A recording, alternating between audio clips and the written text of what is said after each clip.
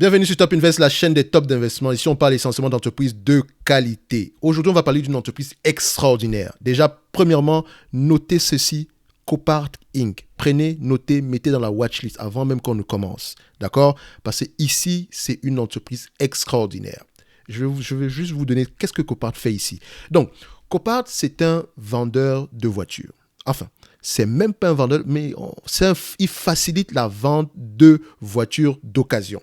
Ok? Donc, je vous explique simple. En fait, c'est un peu comme un marketplace, comme un Amazon, donc, où on met en relation les vendeurs et les acheteurs. Mais quand je dis vendeurs et les acheteurs, ça veut dire que les vendeurs viennent auprès de Copart. Copart met en relation les vendeurs avec les acheteurs, notamment avec un système de vente par, je pense que c'est généralement des auctions. Donc, comment on le dit en français? Donc, c'est... Quand je vais juste chercher le mot en français, ça m'échappe en fait. Auction, ça veut dire quoi? Excusez-moi, j'ai oublié. French, donc, ouais, auction, donc, ok. Qu'est-ce que ça veut dire ici? Auction... Alors, ça va pas être très long. Le mot m'échappe. Phéno, remporter. Vente aux enchères.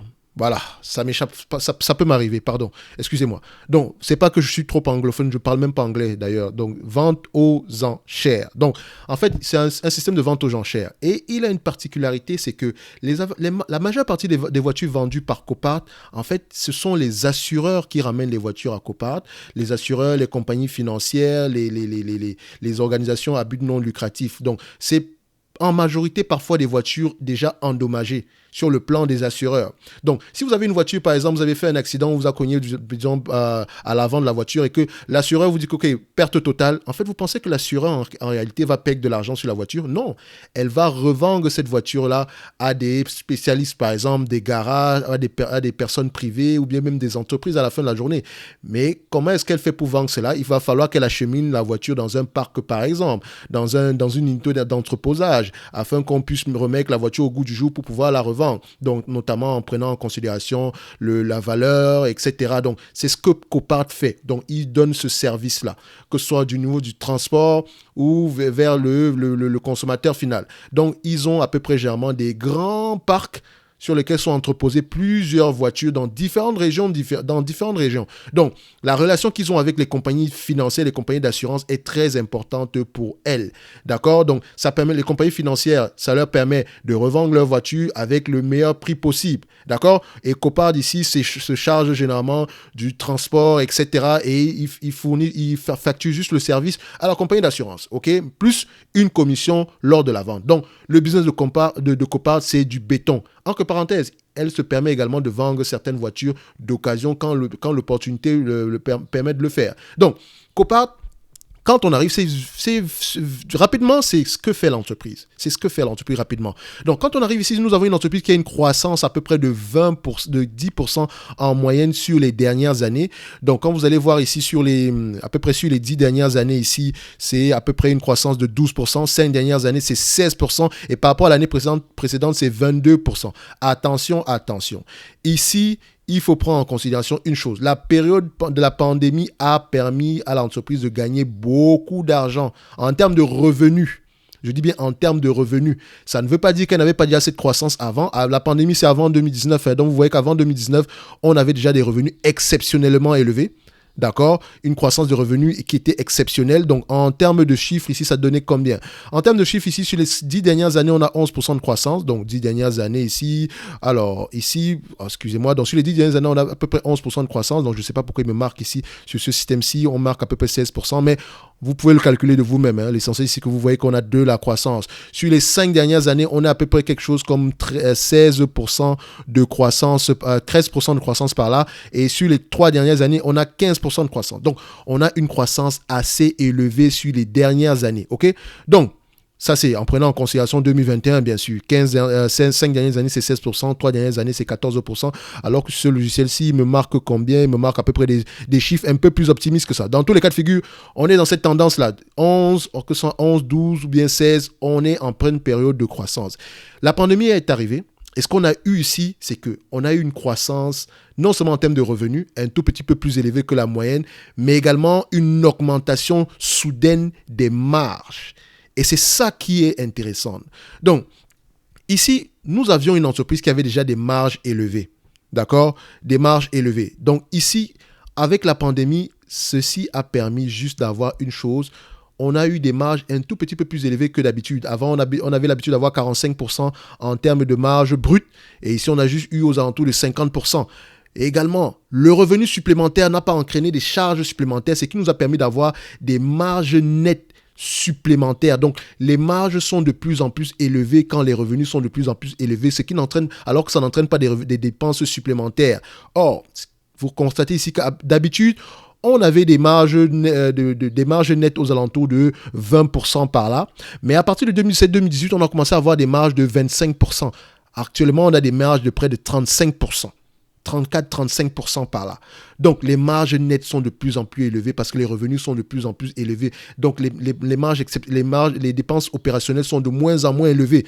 C'est tout bénef. Quand vous arrivez là, les économies d'échelle sont tout à fait énormes. Donc, elle arrive à dégager un peu plus de volume alors qu'elle n'a pas besoin de dégager, alors qu'elle n'a pas besoin d'investir un peu plus pour maintenir le même niveau de revenus. OK? Donc, ici, lors de notre analyse, vous savez que moi, généralement, je base mon analyse sur la stabilité des revenus, la croissance des revenus, le free cash flow moyen, le PER moyen, la dette nette. Donc, quand je suis en situation où les revenus sont assez élevés pour la période, les marges sont assez élevées pour la période, je me pose deux questions. Premièrement, est-ce qu'on va pouvoir maintenir les marges actuelles pour les revenus dans le futur? Et deuxièmement, est-ce que les marges qu'on a connues par le passé sont au moins tenables? D'accord? Donc, la première question ici, ce sont les revenus.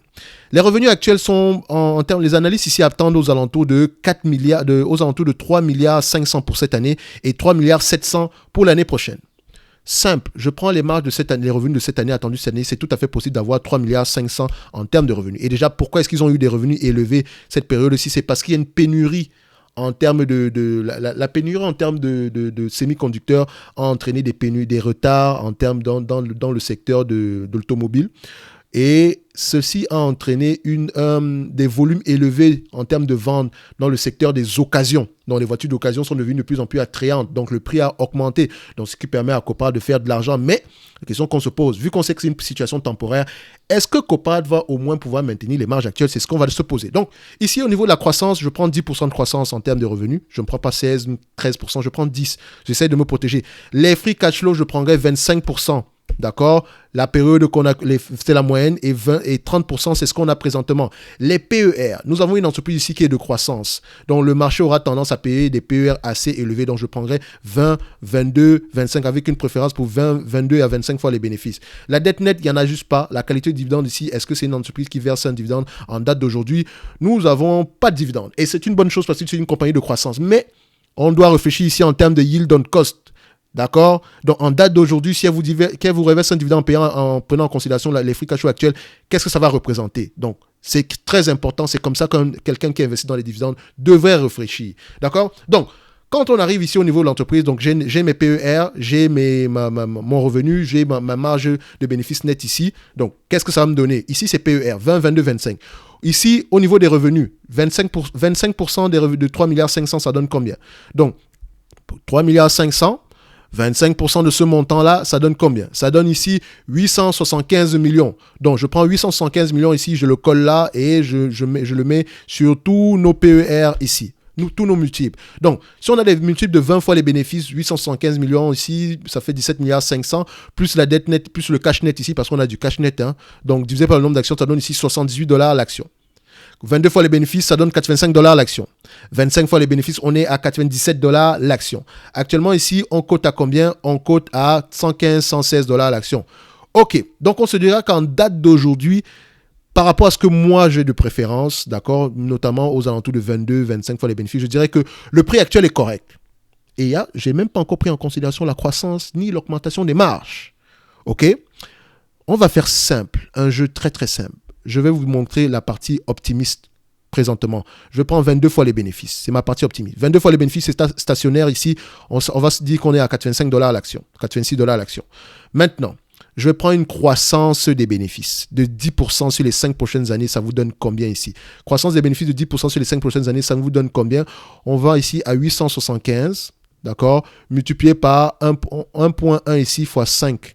D'accord, 5% de croissance, 10% de croissance pendant 5 années ici, ça donne combien? Ça donne ici multiplié par 1,61 fois 875.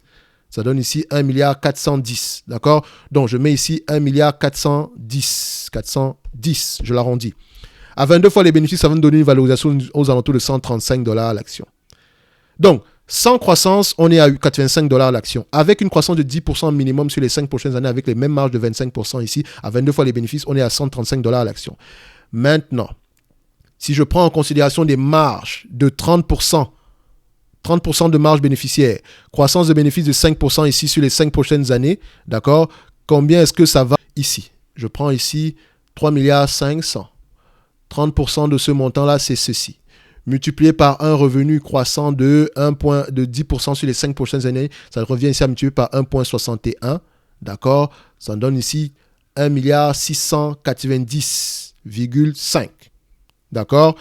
Ça me donne ici, à peu près, quand je multiplie ici, ça fait 1,691. Donc j'arrondis ici donc au lieu de 1,691, donc je vais mettre au lieu de 1 milliard 690, je vais mettre ici 1 milliard 691. Donc je l'arrondis ici simplement. À 25 fois les bénéfices, à 22 fois les bénéfices ici, ça donne ici une valorisation aux alentours de 161 dollars l'action. Maintenant, le dilemme est le suivant.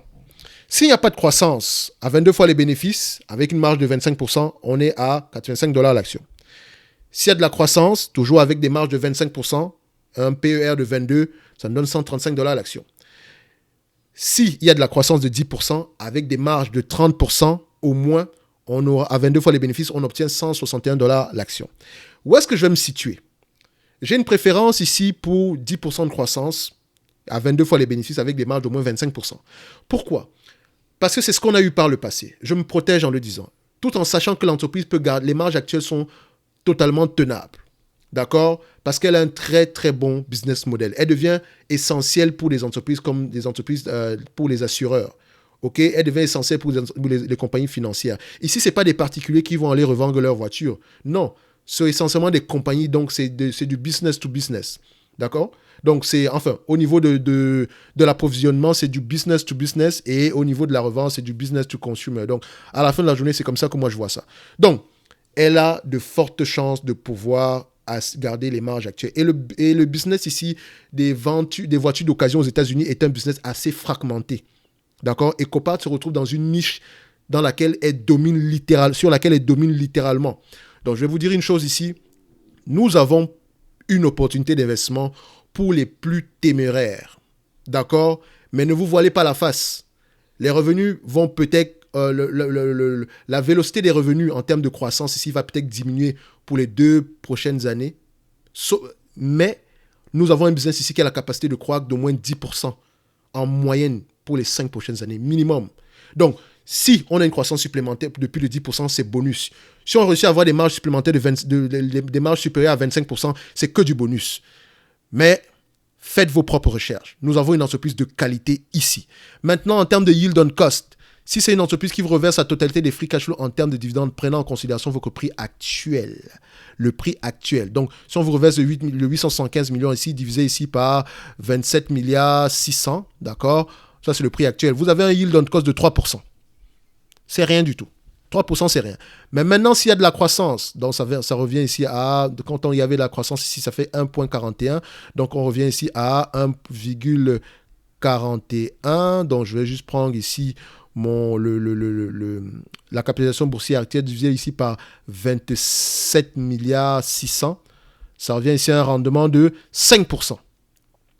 D'accord? En prenant en considération la croissance tout en gardant les marges de 25%. Maintenant, si on a de la croissance des revenus avec des marges qui sont supérieures à ce qu'on a connu par le passé, tout en achetant l'entreprise en date d'aujourd'hui, on aura combien en termes, si le scénario se réalise, notre yield on cost, donc notre rendement aux investisseurs ici, notre rendement aux actionnaires par rapport au free cash flow sera de 6%. Dans tous les cas de figure, je dirais, Moi, personnellement, c'est une entreprise que j'aimerais acheter aux alentours des $90, aux alentours des $90 par là, $85. Mais le prix actuel, si je suis assez optimiste, si je comprends ce que l'entreprise fait, si j'ai une connaissance assez approfondie sur la taille de l'opportunité qui est devant nous ici, je pourrais investir avec conviction. Donc, lisez les rapports financiers. Ici, déjà, le prix est correct pour quelqu'un qui était un investisseur de croissance. Mais il faut lire les rapports financiers. Il faut absolument lire les rapports financiers. Donc ici, généralement, pour Top Invest, moi, je vous dirais, c'est une entreprise que je vais garder en observation certaine. Et je vais devoir approfondir mes connaissances sur cette compagnie-ci, tout en sachant que le prix actuel pourrait être correct. Donc, on va se dire ici que pour Copart, on va se dire qu'on a peut-être une opportunité d'investissement, mais il faut lire. Déjà, définitivement, elle mérite être dans une watchlist de qualité. D'accord? Elle n'a rien à envier au Google ou au Facebook. C'est une entreprise extraordinaire. Donc ici, on va s'arrêter là. On se donne rendez-vous sur la prochaine vidéo. Donc merci à l'abonné de m'avoir rappelé que Copart existait. C'est une entreprise que je connais depuis 2016. Mais avant, quand j'investissais en 2016 par là, je ne prenais pas souvent en considération la croissance de l'entreprise. C'est peut-être l'une des raisons pour lesquelles j'ai raté l'opportunité d'investissement sur Copart ici. À la fin de la journée, à Copart en 2016 ici, on avait un PER aux alentours de combien? On avait un PER aux alentours de 20 fois les bénéfices. Or, le revenu depuis 2016 ici a été multiplié par 3. Donc, si j'avais pris en considération la croissance, j'aurais peut-être pu investir dans cette compagnie-ci. Parce que si on avait juste doublé ici, en réalité, en payant l'entreprise à 20 fois les bénéfices à cette période-là, en fait, en réalité, je la payais à 20 fois les bénéfices.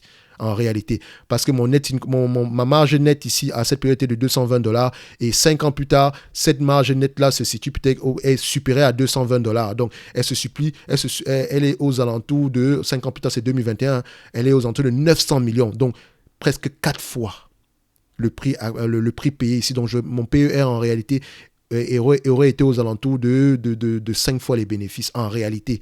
D'accord? Mais quand on investit également, on est là également pour tirer les leçons et on apprend tous les jours. Donc, je sais maintenant que quand je prends en considération une entreprise, je prends la dette, je prends également la croissance parce que c'est deux choses qui m'ont fait défaut par le passé. Je prends également la cyclicalité même de l'entreprise. C'est la raison pour laquelle je veux toujours comprendre dans quoi je mets les pieds. Je ne me limite jamais aux chiffres. C'est pas parce que je vous parle des chiffres ici que vous pensez que moi, je prends mes décisions d'investissement en me basant uniquement sur les chiffres. Non, les chiffres, c'est important. Mais l'élément déterminant, c'est la compréhension du business model derrière. Si j'ai une entreprise qui a un bon business model, je comprends le business model, mais qui n'a pas de chiffres, je n'investis pas.